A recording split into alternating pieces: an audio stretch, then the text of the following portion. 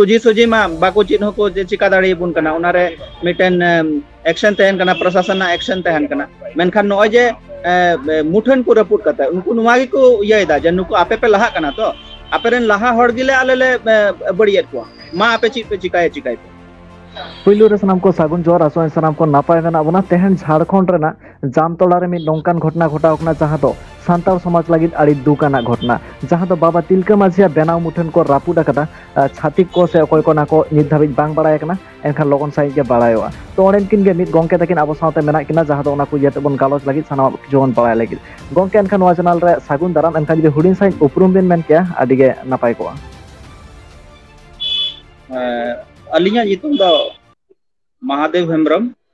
social activist Kanali एकाल आपे social media को अडी सरहा जे नुआ को आप पे कवर एकान तबुना ना लगिते ओना साथे गोंके नवा जहां घटनाटा घटाव कना ओका जायगा ठेन पूरा सनामा जदि डिटेल्स बिन मेन के आडी गे बेसो नुआ दो कना जबरदोहा आतो गेड़िया पंचायत नाला प्रखंड रिया जामताड़ा जिला हां ओंडेना घटना कना ओंडे द अबुरन जहाय हुलगरिये पहिल हुलगरिये भारत दिसोम रे बाबा तिलका माजी निया जहां मुठन बिना मुठन रे जहां हमला होई कान दो ओने को निंदा अक्ते चलावेन होलाना निंदा अक्ते ओंडे को इयो कादिया कुतम रपुट कादिया अदा नुआ को घटना बडाई कते अलिन को बडाई चुकत लिnya जे नोंका नोंका घटन होई कान अदा ओंडे चलाव कते उना रिया जहां इये को कना कथा को कना चिलिका रे नुआ हुईना उना को बडाई लगिन लिन चल सेन ना सेन कते चिका हुआ उना को गालमरा बड़ा कते ओंडे होला नोंकाना कथा ओंडे होईना जे ओंडे जहां हर डाहार कना उनाले मिहिजाम आर नाला रिया जहां मिटन इये कना सड़क कना उनाले जाम के कते ओंडेना इये लोकल थाना बिंदा पत्थर ओंडेनी थाना प्रभारी हई कते उना को कटी इये कदा सुलझा बड़ा केदा सुलझाव कते निथली दो उना पे दिन रिया अल्टीमेटम समय एम हुई काना जे निया भितरी रेगे आम जहाना नोरे कार्रवाई में आर बखाय दो आले लहा से पौड़ी ले दहय अदो उनी उना ईमेल टू कदा जे पुरुमुटो ओना साथे गोंके जहां लका नित नेलना बाबा तिलका माझिया बेनाव मुठन नोंकाना मिटन घटना घटावेना एनखान आपे चेत पे दिस हुदिस दा जे ओकोय नोंकाना घटना घटाव दाड़ेयाय नवा दो इनका तेमा अंते नुई मिटन बेनाव मुठन चितान रे तो जहाया दुश्मनी दो बांग हुयो जरूर कना उना दो बैरी दो हुयो बांग जरूर कना एनते रहो नितंग नवा नोंकाना घटना जदि घटाव कन खाय दो जरूर नोडे दो जहाना बुजुक कना जे उनकाना होयतो उनकुआ जहाय असामाजिक तत्व जहां कना को उनको तो पसे उना रहो जहाना उना आकुआ फायदा को नेल ᱧᱟᱢᱮᱜᱼᱟ या नोंका होई दाड़िया मेटन राजनीतिक हो घटना हुई दाड़िया जे नोडे चिन हो जदी बांग हुयो कान खाय हां ताले उना उनी रिपोर्ट कते जे अपनार सोशल कमी राजनीतिक कमी मिटन प्रचार प्रसार हुयो मा उना लगी ते हो नवा घटना को अंजाम को एम कादा उनका हो हुई दाड़िया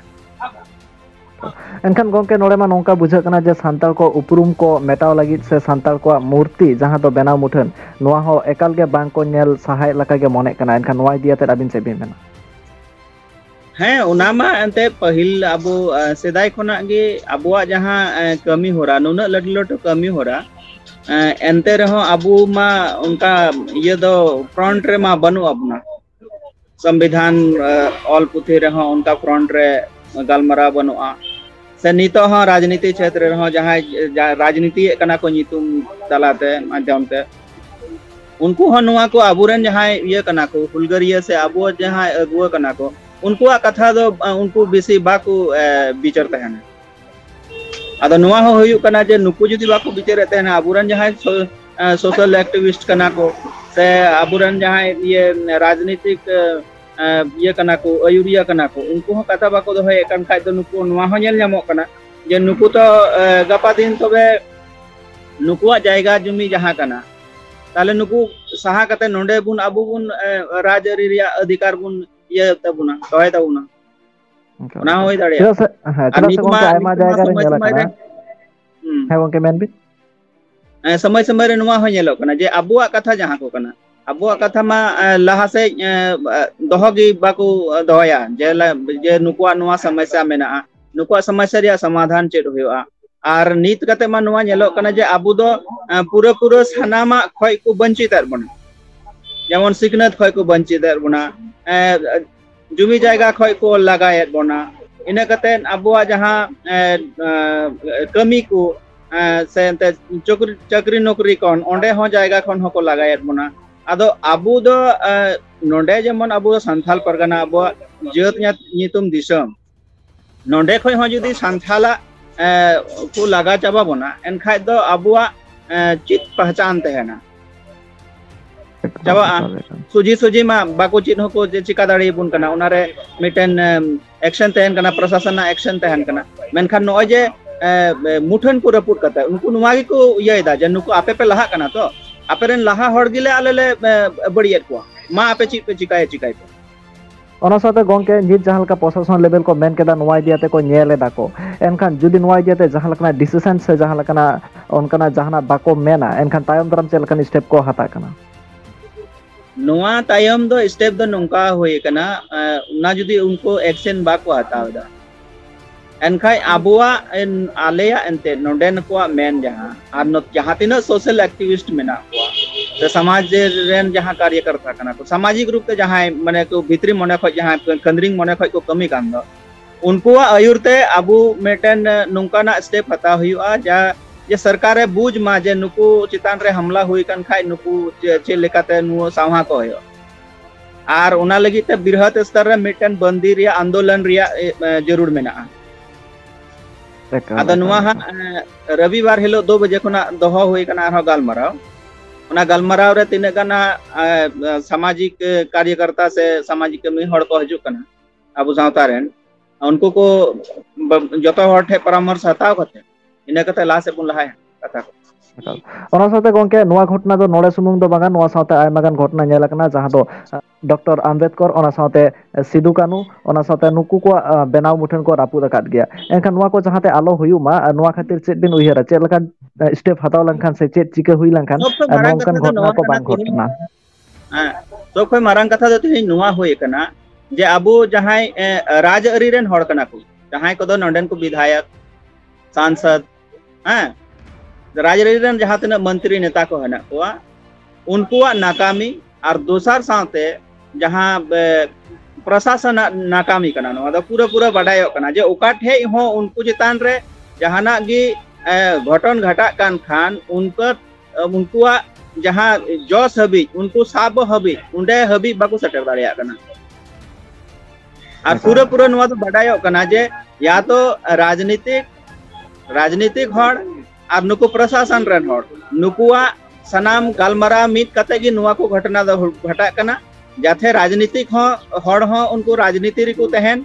आर नुको प्रशासनिक हड़ हो जेमन अबु को शोषण दाड़िया बन ओना हिसाब ते गी नुआ द प्लानिंग के तहत नुआ चला कना गालमरा और नुआ हुयु कना गोंके एनखान आलिना कुकली नोवा ताहे कना जे नोंकाना घटना मा घटा कना एनखान चेत स्टेप हताव हुई लंखान जे नोंकाना घटना को बांग नेलो आसे संताड़ समाज रे नोंकाना नाहाचार बांग हुयुआ अबुआ जनमानस सौहार्द रे नियगी कना जे अबु जहां स्टेप उन हतावा उना दो निस्वार्थ भावते सामाजिक लेकाते के कमी हुयो तबना अबु समाज रेन हड़ जेमन अबु समाज रिया कथा को बडाय कते अबु समाज रे केटे ते को तहे दाड़िया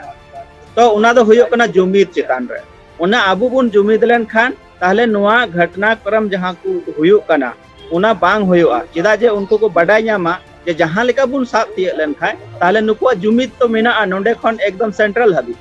हां पूरा भारत दिसम रे ताहले नुआ एकदम स्टेप हताव सा से उना रिया जहां अंजाम हुयो जरूर कना उना दो पसे नोंका दो बड़ी गी दर्दनाक अंजाम हुयोआ उना बतर ते हो उन जगह दो बाकू कमिया अदो अबु उना लहारे अबु दो जुमीद जरूर कना नित हबी ते नोंका गी अंग्रेज शासन काल खय की नुआ को कथा नेलो कना से बडाय कना से पढ़ाव रे अंजम कना को मेना जे अंग्रेज शासन नुंका कते को शासन ले तेना फूट डालो और राज करो आदो ओना लेकाते तिहिं नेलोक कना अबु जहाय आदिवासी से अंते बैकवर्ड क्लास रेन हॉर जहाय कना को उनको दो राजनीतिक पास्टाते फुट को डाला बुन कना अबु चितान रे और अबु बुन तापाम कना इन बीच रे आकु को शासन दा और को शोषण ए बना एकदम एकदम गोके ओना साथे नोआ जहां घटना घटायना मेनखान नोआ को इदियाते दिसम हर तला रे चेर मेसेज बिन एमा नोआ घटना जहां घटा कान उना रे दो अलिया मेसेज लेकाते दिसम हर साउते नोआ लिंग दहया दिसम हर कुठेन जे अबुआ जहां अस्तित्व रिया जहां कथा कना अबुआ जहां भावना रिया कथा कना उना अडी जोर बोले को आहत एत कना और उना लगी ते दो अबु नितो जरूर कना जे अबु जमन बुन अबुआ जहां अयुर हर जहां उना जेमन निस्वार्थ भाव ते जहां को अयुर बुना उनको बुन पांजा को और अबुआ सामाजिक संगठन जहां कना उना दो हर हालत रे उना दो मजबूत हुयुआ मिटन जुमित कटाई हुयुआ